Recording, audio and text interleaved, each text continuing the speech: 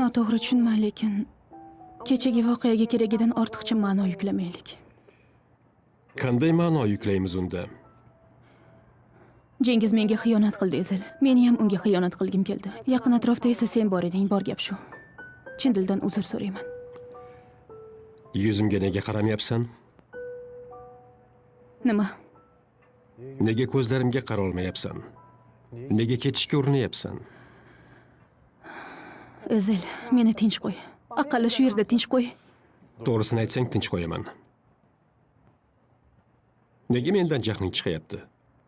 Nega qochyapsan? Eshan.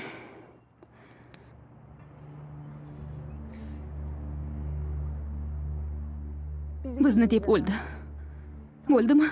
Xolam bizni deb o'ldi. Meni deb o'ldi. Yaqinlarimga xiyonat qilganim uchun o'ldi.